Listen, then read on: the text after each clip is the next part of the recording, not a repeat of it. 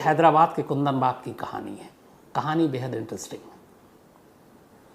बात 2002 की है, 20 साल पहले की, लेकिन ये कहानी आज भी जिंदा है, ख़ासतौर पर सोशल मीडिया में और पुलिस के पन्नों में भी, क्योंकि पुलिस अब भी इस कहानी को लेकर परेशान हो रही है। क्यों हो रही है आगे बताऊंगा। 2002 शायद सितंबर का महीना था। हैदराबाद में एक पॉश एरिया है कुंदन बाग। यहाँ आसपास में कॉलेज भी है, मंदिर भी है, इसके अलावा भीड़ भाड़ भी है और एक महंगा इलाका है।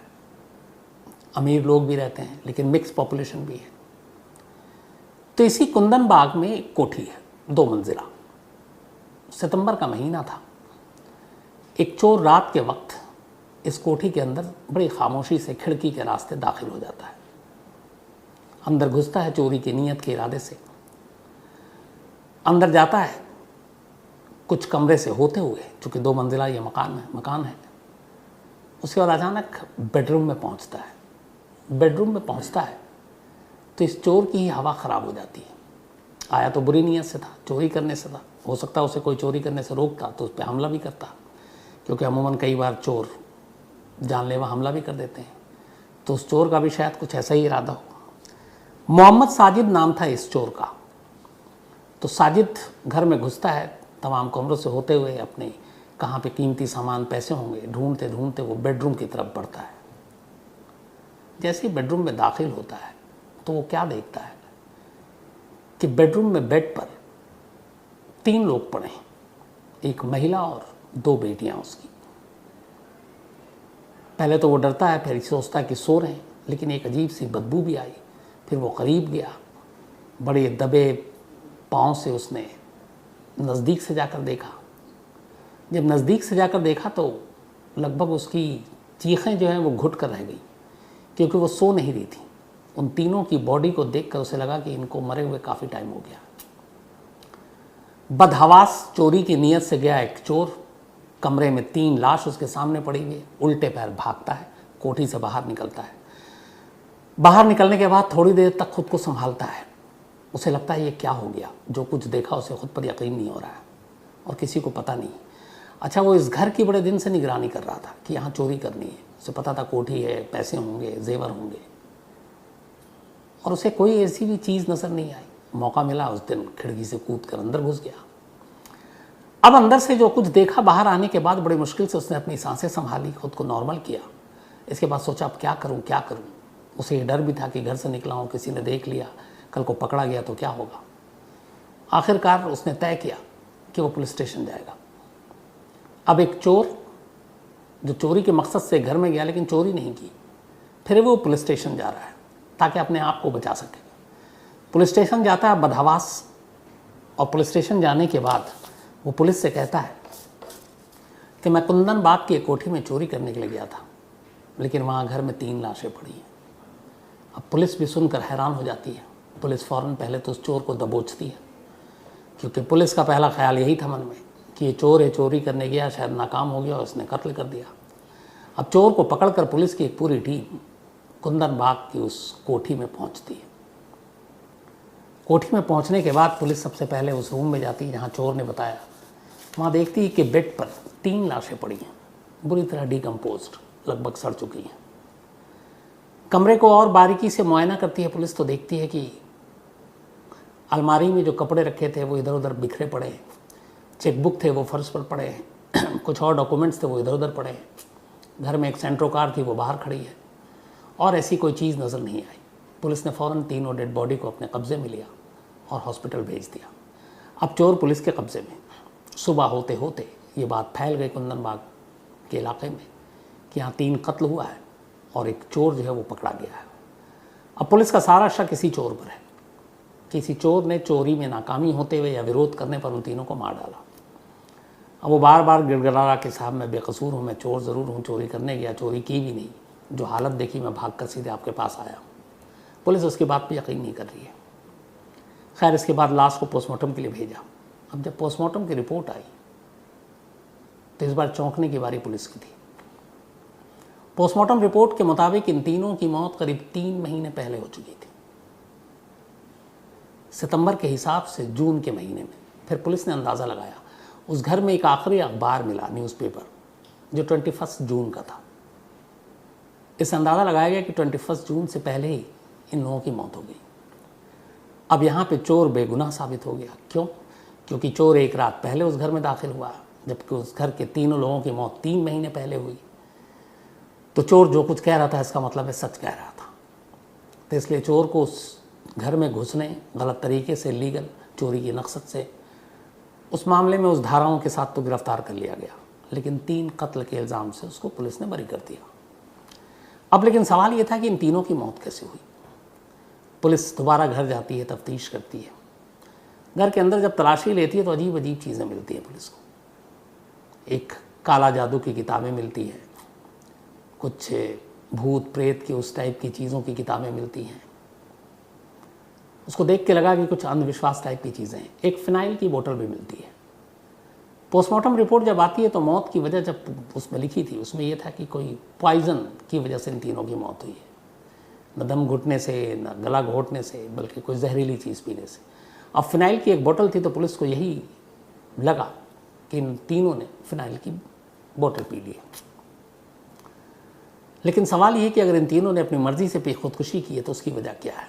अब पुलिस को पूरे केस की जानकारी हासिल करनी थी। इधर इन तीनों की मौत की खबर सुनते ही कुंदन बाग के उस इलाके में अचानक लोग सहम गए, डर गए। पुलिस ने पड़ोसियों से पूछताछ करने का फैसला किया। अब जब पुलिस ने पड़ोसियों से पूछताछ करना शुरू किया तो खुद पुलिस ही कंफ्यूज होकर रह गई। जो कहानी निकली, जो पड़ोसियों ने बताया, जो चश्मदीदों ने बताया, वो कहानी ये थी कि लोग ये मानने को तैयार ही नहीं थे कि इस घर में रहने वाले इन 3 लोगों की मौत 3 महीने पहले हुई है। क्यों?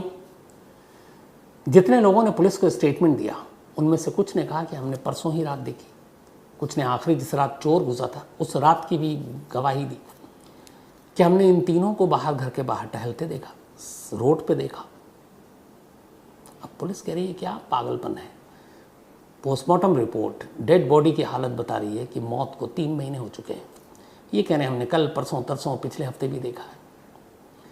सारे पड़ोसियों के जब बयान दर्ज किए गए तो उन बयान का जो निचोड़ निकला वो ये निकला कि इस घर में एक माँ और उनकी 2 बेटी रहती थी। माँ का नाम जया प्रदा, उम्र करीब 56 साल, 56 ईयर। वो अजीब बिहेव करती थी। हर शाम को जब सूरज डूब जाता तो वो कैंडल लेकर अपनी दोनों बेटियों के साथ उस घर के चक्कर काटती, तवाफ करती एक तरह का। उसके बाद वो सड़क पे भी लेकर निकलती कैंडल। उनके बच्चों के हाथ में एक बोतल होता। कहते हैं कि लोगों ने जो देखा, चश्मदीदों ने, उन्होंने कहा कि उस बोतल में हमेशा उन्होंने ब्लड देखा क्योंकि वो लाल रंग का था। अब ये किसी को पता नहीं कि वो लाल रंग पानी में लाल डाला गया था या वाकई खून है, लेकिन उनका कहना था कि वो उस औरत की अजीब व गरीब हरकत थी। वो डेली खिड़की के पास भी कैंडल लेकर खड़ी होती और उसके बच्चे हाथ में खून की बोतल लेकर, और जो पड़ोसी गुजरते उनको बड़ी अजीब नज़रों से घूरती। वो सड़क पे भी इसी तरीके से निकलती, घर के चक्कर काटती कैंडल को लेकर। लोग बड़े खौफजदा रहते उससे। अब सवाल ये था कि वो औरत और उसकी कहानी क्या थी। तो पता चला कि इस औरत की शादी काफ़ी पहले हुई थी और ये उसी आंध्र प्रदेश की रहने वाली थी। नाम था जया प्रदा। लेकिन बचपन से उसकी दिमागी हालत थोड़ी सी ठीक नहीं थी, हालांकि बहुत ही अमीर और अच्छे घर से थी। जब बड़ी हुई तो एक अच्छे लड़के को देखकर घर वालों ने उसकी शादी कर दी, लेकिन वो जो उसकी दिमागी परेशानी थी, मानसिक हालत ठीक नहीं थी, ये उन्होंने लड़के और लड़के के घर वालों से छुपाई और शादी कर दी। इसके बाद कुंदन बाग जैसे इलाके में एक कोठी दी। उस कोठी में ये मियाँ बीवी रहते। फिर इनके 2 बच्चे हुए, दोनों लड़कियाँ। पति को शादी के बाद ये एहसास होना शुरू हो गया कि उसकी बीवी जो है वो मेंटली पूरी तरह से फिट नहीं है, अजीब अजीब हरकतें करती है। इस बीच में फिर उसे सारी कहानियाँ घर वालों के ज़रिए पता चली कि उन्होंने छुपाया है। पति पत्नी के बीच में झगड़ा होता है उसकी दिमागी हालत की वजह से भी। आखिरकार इतनी लड़ाई झगड़ा हुई कि दोनों पति पत्नी अलग हो गए। पति ने उसे डिवोर्स दे दिया और वो उस घर को छोड़कर अलग चला गया। दोनों बेटियां अब माँ के साथ थीं और माँ के साथ रहने लगी। अब जो माँ का मिजाज और वो सारी चीज़ें थी वो धीरे धीरे बेटियों में भी आने लगी। माँ के हुक्म पर बेटियां भी वो सब कुछ करने लगी। पड़ोसियों के बयान के हिसाब से इनके घर के पास जो कूड़ा घर था, जहाँ कूड़ा ये फेंकते थे, गार्बेज, मुश्किल से वॉकिंग डिस्टेंस 2 मिनट का था। लेकिन माँ बेटी कूड़ा फेंकने के लिए भी घर से अपने सेंट्रो कार में लेकर निकलती थी, सिर्फ 2 मिनट के फासले पर जाने के लिए। इनके घर से ये भी पता चला, एक और लेटर मिला जो उन्होंने प्रेसिडेंट ऑफ इंडिया को लिखा था और प्राइम मिनिस्टर ऑफ इंडिया को, और उसमें लिखा था कि हमें ख़तरा है, हमें सुरक्षा दी जाए।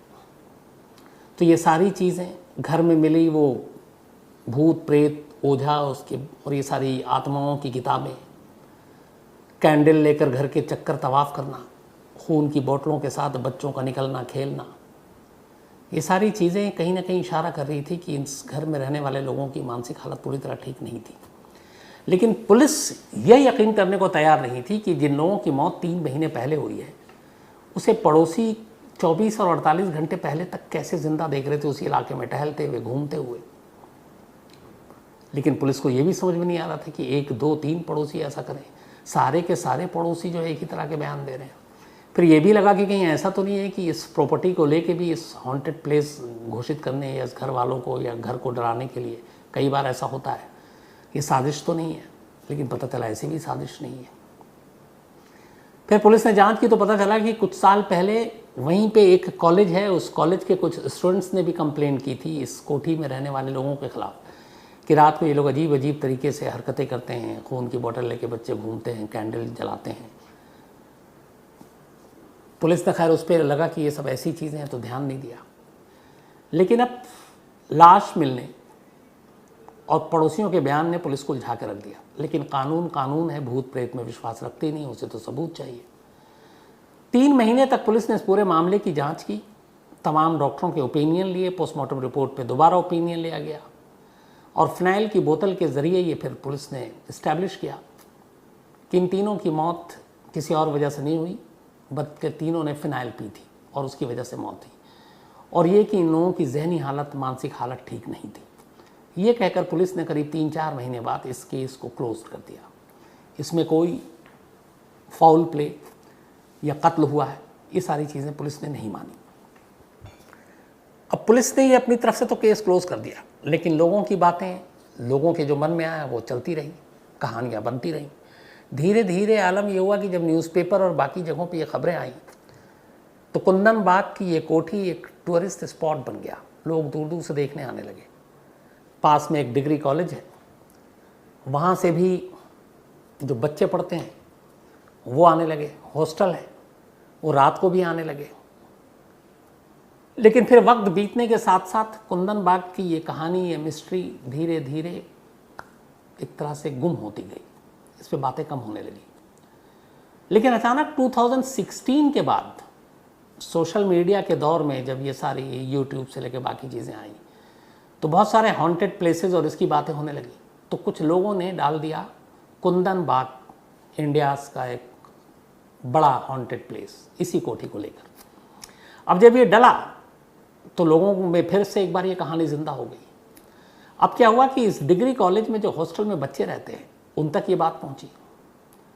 अब वो ख़ासतौर पर वीकेंड, सैटरडे, फ्राइडे नाइट और सैटरडे नाइट, उन्होंने कहा हम भूत प्रेत से डरते नहीं हो। ये लोग पहुंचने लगे उस कोठी के पास। कुछ लोगों ने तो जबरन उस कोठी में घुसने की कोशिश की, कोठी के अंदर गए, बाहर निकल कर पोस्ट करना शुरू किया, हम अंदर गए, अंदर में कुछ नहीं है और यहाँ कोई भूत प्रेत नहीं है। कई जाकर शोर शराबा करने लगे, चिल्लाने लगे भूत हो तो बाहर आओ। अब इससे पड़ोसियों को डिस्टर्बेंस होने लगा। आखिरकार पड़ोसियों ने पुलिस को कंप्लेंट की। नौबत यह आ गई कि वीकेंड पे पुलिस को इस कोठी के इर्द गिर्द बैरिकेड्स लगानी पड़ी और एक एक दिन में 50-50 स्टूडेंट्स को पुलिस ने गिरफ्तार किया, सिर्फ किसी के प्रॉपर्टी में इलीगल घुसने के लिए, पड़ोसियों को डिस्टर्ब करने के लिए, शोर शराबा करने के लिए। और फिर उन्हें वार्निंग देके छोड़ा भी गया। लेकिन ये सिलसिला लंबा चलता रहा। हर वीकेंड पे वहाँ पहुँच जाते। दिन में भी लोग इस कुंदन बाग कोठी की इतनी ज़्यादा वो हो चुकी कि वहाँ पहुँच जाते। पुलिस परेशान, यहाँ तक कि पुलिस को ये बयान जारी करना पड़ा, पोस्टर निकालने पड़े कि कुंदन बाग कोठी is not a haunted place, ये कोई हॉन्टेड प्लेस नहीं है। लेकिन लोग फिर भी नहीं माने, आने लगे, शुरुआत हो गई। बड़ी मुश्किल से धीरे धीरे पुलिस ने वहाँ पे उन लोगों को रोका। कुछ जो पड़ोसी थे डिस्टर्ब हो रहे थे, उन्होंने अपने प्राइवेट सिक्योरिटी गार्ड रखे ताकि ऐसे लोगों को वहाँ से दूर रखा जा सके, रात को वो डिस्टर्ब ना हो। फिर उन्हें दूर किया गया। लेकिन आज भी कुंदन बाग के इर्द गिर्द जो लोग रहते हैं उनका यही कहना है कि उन जो तीनों की मौत हुई थी और जो पुलिस ने मौत की तारीख बताई, उससे पहले तीन को हर दिन उन्होंने रात को देखा और उन्हें यकीन नहीं है कि इनकी मौत 3 महीने पहले हुई। अगर वो मौत पहले हुई तो फिर ये किसको देखा? वो गाड़ी में कूड़ा फेंकने कौन जाता था? उनके घर पे कोई कमाने वाला नहीं था, वो लोग ज़िंदा कैसे रहते थे? कोई अर्निंग नहीं थी उनके घर में, ना केबल ना कुछ, सिर्फ एक चीज़ थी इलेक्ट्रिसिटी। और ये भी कहते हैं कि इलेक्ट्रिसिटी का बिल उन्होंने एडवांस में दे रखा था। अब बड़े कम ऐसे लोग होते हैं जो बिजली का बिल एडवांस में देते हैं, हम लोग हर महीने में जब बिल आता तब देते हैं, तो इसलिए बिजली कटी नहीं। बाहर से बाकी कोई चीज़ नहीं आती थी, कमाने वाला भी कोई नहीं था, किसी से मिलना जुलना, कोई मेहमान भी नहीं आता था। वही 3 रहते थे और तीनों की अजीब हरकतें थीं। और आखिरी वक्त तक पड़ोसियों ने उन तीनों को देखा, उसी पाबंदी रूटीन के साथ, रात को मोमबत्ती लेकर, बच्चों को बोतलों के साथ। हालांकि कई कहानियाँ ये भी आई कि उन बोतलों में उन्हीं बच्चों के पिता का खून था, उनकी माँ ने ही मार डाला और उसके बाद रखा था, लेकिन ये सब बकवास थी। कई लोग उसके बाद इस हॉन्टेड प्लेस पर गए और उन्होंने फिर कायदे से जो पुलिस ने बयान जारी किया, कुंदन बाग की सच्चाई है क्या, इन तीनों की मौत कैसे हुई और क्या वाकई वहाँ भूत प्रेत है और लोगों ने जो देखा वो सच है। तो सारी जो कहानियाँ आई वो ये आई कि इन तीनों की मौत कानून की नज़र में फिनाइल पीने से हुई, पहली चीज़। दूसरी चीज़, इनकी मौत जब चोर ने डेड बॉडी देखी उससे 3 महीने पहले हो गई थी, क्योंकि पोस्टमार्टम रिपोर्ट ने मौत बताया बॉडी को देखकर कि कब हुई होगी, तो लगभग 3 महीने पहले हुई थी। तीसरी चीज़, हाँ, जो जयाप्रदा थी उनकी बचपन से मानसिक हालत ठीक नहीं थी, ये फैक्ट है, उनके घर वालों ने बताया, और इसलिए वो अजीब अजीब हरकतें करती थी। बहुत सारे ऐसे केसेस हैं हमारे देश में भी, दुनिया में भी। तो उसका भी भूत प्रेत से कोई लेना देना नहीं था। अब सवाल ये है कि जो लोगों ने रात को देखा, जो दावा कर रहे थे, वो कितना सच है। बस वहीं पे आके मामला रुक जाता है। बाकी हर चीज़ का कानून ने जवाब दिया कि ये एक सुसाइड केस है, जहनी हालत ठीक नहीं थी। लेकिन पुलिस भूत प्रेत की चीज़ों को नहीं मानती। बहुत सारे लोग पुलिस की आंखों में धूल झोंक कर उस कोठी के अंदर भी गए, उन्हें भी कुछ नहीं हुआ। लेकिन हुआ ये कि इन सारी कहानियों की वजह से कुंदन बाग की ये कोठी दोबारा आबाद नहीं हो पाई। इस कोठी का कोई ख़रीदार भी नहीं मिला। अगर ये था कि प्रॉपर्टी के लिए कहानी गढ़ी गई तो अब तक तो इसको औने पौने दाम में कोई ख़रीद लेता, वो भी नहीं हुआ। ये कोठी आज भी है, जंगल उग चुका है, बाकी चीज़ें हैं, लेकिन कोठी वही है। हालांकि इसका कोई ख़रीदार नहीं है, ना इसे कभी ढा कर किसी ने दोबारा बनाने की अभी तक कोशिश की है। आगे क्या होगा पता नहीं। तो ये थी कुंदन बाग हैदराबाद की इस कोठी की कहानी।